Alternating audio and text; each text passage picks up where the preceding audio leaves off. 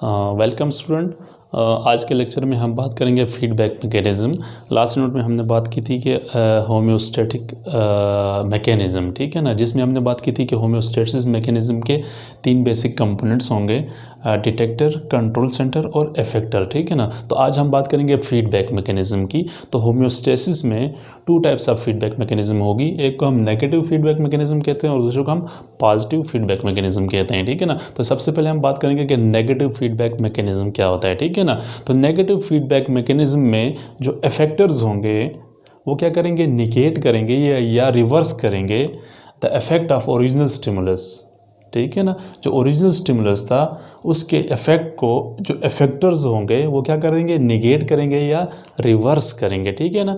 To bring the homeostasis या to bring the physiological variable into normal range, सही है। तो क्या हुआ, नेगेटिव फीडबैक मैकेनिज़्म में जो इफेक्टर्स होंगे वो निगेट करेंगे या रिवर्स करेंगे the effect of original stimulus to restore homeostasis, ठीक है, उन होम्योस्टेसिस को रिस्टोर करने के लिए, ठीक है ना। इसी तरह जो नेगेटिव फीडबैक मैकेनिज्म जो है ये मेन मैकेनिज्म है, ठीक है ना, फॉर होम्योस्टेटिक इन्वायरमेंट। मतलब ये है कि हमारी बॉडी के अंदर जितनी मतलब फिजियोलॉजिकल वेरिएबल्स की होम्योस्टेसिस होती है या जितने वेरिएबल्स को हमारी बॉडी एक नैरो रेंज में मेंटेन रखती है, ठीक है ना, उन सब वेरिएबल्स को एक नैरो रेंज में मेंटेन रखने के लिए नेगेटिव फीडबैक मैकेनिज्म होगा, ठीक है ना। तो मतलब ये है कि नेगेटिव फीडबैक मैकेनिज्म जो है ना ये एक मेन मैकेनिज्म है जो most of the body physiological variables को एक नैरो रेंज में मेंटेन करती है, ठीक है ना। इसके अलावा नेगेटिव फीडबैक मैकेनिज्म में बॉडी जो है ना वो किसी भी चेंज को क्या करती है, डिटेक्ट करती है, ठीक है ना। किसी भी चेंज को डिटेक्ट करती है, डिटेक्ट करने के बाद हमारे बॉडी के अंदर मुख्तलिफ मैकेनिज़्म को एक्टिवेट करती है जो क्या करते हैं, उस चेंज को निगेट कर लेते हैं या रिवर्स कर लेते हैं या रिस्टोर कर लेते हैं बैक टू द नॉर्मल, ठीक है ना। अब हम एग्जांपल लेते हैं जो नेगेटिव फीडबैक मैकेनिज़्म में है ना, ये जिस तरह हमने बात की थी कि इसमें मतलब क्या होंगे, 3 कंपोनेंट्स होंगे होम्योस्टैटिक मैकेनिज्म में, डिटेक्टर, कंट्रोल सेंटर और इफेक्टर ऑर्गन, ठीक है ना। अब हम एक एग्जांपल लेते हैं कि नेगेटिव फीडबैक मैकेनिज्म किस तरह वर्क करेगा, ठीक है ना। किस तरह जो इफेक्टर्स हैं वो निगेट करते हैं या रिवर्स करते हैं ओरिजिनल स्टिमुलस के इफेक्ट को, ठीक है ना। फॉर एग्जांपल हम बात करते हैं हाइपोथर्मिया, ठीक है ना। हाइपोथर्मिया वो कंडीशन है जिसमें हमारी बॉडी टेम्परेचर जो है ना वो नॉर्मल रेंज से कम हो जाती है, ठीक है ना। अब अगर हमारी बॉडी का टेम्परेचर नॉर्मल टेम्परेचर से कम हो जाए तो किस तरह हमारी बॉडी जो है ना हमारी बॉडी के टेम्परेचर को एक नॉर्मल रेंज के अंदर मेंटेन करती है, ठीक है ना। फॉर एग्जांपल अगर हमारी बॉडी का टेम्परेचर लेस देन 36.5 या नॉर्मल बॉडी टेम्परेचर से कम हो जाए, ठीक है ना, तो ये एक क्या हो जाएगा, पॉजिटिव स्टिमुलस होगा, ठीक है ना। पॉजिटिव स्टिमुलस का मतलब है कि बॉडी टेम्परेचर नॉर्मल से कम हो जाएगा तो ये एक स्टिमुलस होगा, ठीक है ना, बॉडी के लिए, ठीक है ना।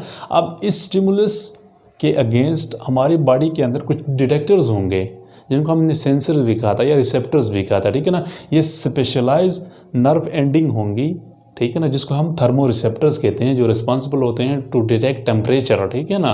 तो ये जो थर्मो रिसेप्टर्स हैं या डिटेक्टर्स हैं ये इस चेंज को डिटेक्ट करेंगे।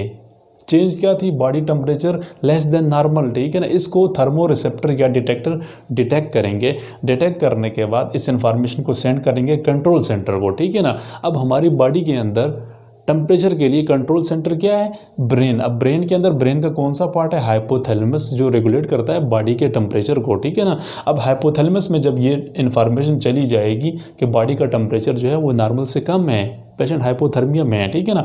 अब कंट्रोल सेंटर या हाइपोथैलेमस इस इंफॉर्मेशन को टैली करेगा कि आया ये जो वेरिएबल्स हैं या ये जो टेम्परेचर बॉडी से कम है ये नॉर्मल रेंज में आ रहा है कि नहीं आ रहा, ठीक है ना। अगर नहीं आ रहा, ठीक है ना, तो कंट्रोल सेंटर क्या करेगा, इफेक्टर को एक्टिवेट करेगा, ठीक है ना। अब कंट्रोल सेंटर हाइपोथैलेमस जो है ना वो इफेक्टर्स को एक्टिवेट करेंगे, ठीक है ना। अब इस केस में इफेक्टर्स क्या क्या होंगे, स्केलेटल मसल्स होंगे, ठीक है ना। स्केलेटल मसल्स में क्या होंगी, शिवरिंग होगी, ठीक है ना। इसके अलावा जो ब्लड वेसल्स हैं हमारी स्किन की, ठीक है ना, उसमें क्या होगी, कंट्रक्शन होगी, ठीक है ना। उन कंट्रक्शन की वजह से ब्लड फ्लो टुवर्ड्स स्किन क्या हो जाएगी, रिड्यूस हो जाएगी, जिसकी वजह से हीट लॉस रिड्यूस हो जाएगी, ठीक है ना। और तीसरा क्या है, बिहेवियरल चेंज आ जाएगी हमारी बॉडी के अंदर, ठीक है ना। बिहेवियरल चीज़ में हम क्या करेंगे, ज़्यादा कपड़े मतलब पहनना शुरू कर देंगे, ठीक है ना। कोट वगैरह हो गई या स्वेटर्स वगैरह हो गई, ठीक है ना। तो अब इन तीनों फैक्टर्स की वजह से अगेन हमारा बॉडी टेम्परेचर क्या हो जाएगा, राइज हो जाएगा, ठीक है ना। जब हमारा बॉडी टेम्परेचर राइज होकर नॉर्मल रेंज में आ जाएगा ना, तो फिर ये जो स्टिमुलस है ये क्या हो जाएगा, ख़त्म हो जाएगा, ठीक है ना। जब ये स्टिमुलस ख़त्म हो जाएगा तो इसकी वजह से जो डिटेक्टर्स हैं, थर्मो रिसेप्टर्स, वो स्टिमुलेट नहीं होंगे। जब थर्मो रिसेप्टर्स स्टिमुलेट नहीं होंगे तो कंट्रोल सेंटर जो है ना, उस तक इन्फॉर्मेशन नहीं जाएगी। उस तक जब इन्फॉर्मेशन नहीं जाएगी तो ये जो इफेक्टर आर्गन स्टिमुलेट हुए थे, स्केलेटल मसल्स की शिवरिंग हो गया, ठीक है ना, स्किन्स की वेसल्स की कंट्रक्शंस हो गई, ठीक है ना, या बिहेवियरल चेंज, ठीक है ना, ये सारे क्या हो जाएंगे, रिवर्स हो जाएंगे, ठीक है ना। तो अब इसमें हुआ क्या, जो इफेक्टर था, ठीक है ना, इफेक्टर ने जो ओरिजिनल स्टिमुलस था उसके इफेक्ट को क्या कर दिया, निगेट कर दिया। किस तरह, ठीक है ना। देखो स्टिमुलस यहाँ पे क्या था, नॉर्मल बॉडी टेम्परेचर लो था, ठीक है ना। अब इफेक्टर ने क्या कर दिया, टेम्परेचर को इंक्रीज कर दिया, ठीक है ना। अब यहाँ पे देखा जाए तो इफेक्टर के रिस्पांस ने, ठीक है ना, ओरिजिनल स्टिमुलस के रिस्पांस को अपोजिट कर दिया। ओरिजिनल स्टिमुलस का रिस्पांस क्या था, बॉडी टेम्परेचर लो था। इफेक्टर का रिस्पांस क्या हो गया, बॉडी टेम्परेचर इंक्रीज हो गया, ठीक है ना। तो नेगेटिव फीडबैक मैकेनिज्म में ऑलवेज जो इफेक्टर का रिस्पांस होगा, ठीक है ना, जिस तरह यहाँ पे बॉडी का टेम्परेचर इंक्रीज हुआ, ये हमेशा निगेट करता है या रिवर्स करता है ओरिजिनल स्टिमुलस के इफेक्टर को के इफेक्ट को, सही है ना। तो उस तरह के फीडबैक मैकेनिज्म को हम नेगेटिव फीडबैक मैकेनिज्म कहते हैं, ठीक है ना। अब नेगेटिव फीडबैक मैकेनिज्म जो है वो इसकी एग्जांपल दे देते हैं हम। नॉर्मली घरों में जो हमारा एक हीटिंग सिस्टम होता है, ठीक है ना, उसकी तरह मतलब ये वर्क करता है, ठीक है ना। अब हम नॉर्मली जो घरों में जो हीटिंग सिस्टम होता है, ठीक है ना, वो भी मुश्तमिल होता है एक डिटेक्टर पे, ठीक है ना। और फिर कंट्रोल सेंटर होता है, ठीक है ना, बॉइलिंग कंट्रोल सेंटर, ठीक है ना। और इफेक्टर क्या होता है, वहाँ पे बॉयलर। अगर नॉर्मल रूम का टेम्परेचर क्या हो जाए, कम हो जाए, तो वो जो डिटेक्टर होगा वो क्या करेगा, उस टेम्परेचर को सेंस कर देगा। सेंस करने के बाद इंफॉर्मेशन जो है ना वो कंट्रोल सेंटर, जिसको हम बॉइलिंग कंट्रोल सेंटर कहते हैं, उस तक सेंड कर देगा, ठीक है ना। जब बॉइलिंग कंट्रोल सेंटर इस इंफॉर्मेशन को टैली करेगा नॉर्मल वैल्यू से, ठीक है ना, पता चल जाए कि ये जो डिटेक्टर ने इंफॉर्मेशन सेंड की थी कि रूम का टेम्परेचर कम है, वो नॉर्मल वैल्यू से कम है, तो कंट्रोल सेंटर या जो बॉइलिंग कंट्रोल सेंटर जो है ना वो क्या करेगा, इफेक्टर को एक्टिवेट करेगा, ठीक है ना। तो यहाँ पे क्या होगा, बॉयलर ऑन हो जाएगा, ठीक है ना। जब बॉयलर ऑन हो जाएगा तो हीट प्रोड्यूस हो जाएगी, ठीक है ना। तो फिर ये जो रूम का टेम्परेचर है फिर क्या हो जाएगा, इंक्रीज हो जाएगा, सही है ना। जब रूम का टेम्परेचर इंक्रीज हो जाएगा तो अगेन जो डिटेक्टर्स हैं ये स्टिमुलेट होना बंद हो जाएगा।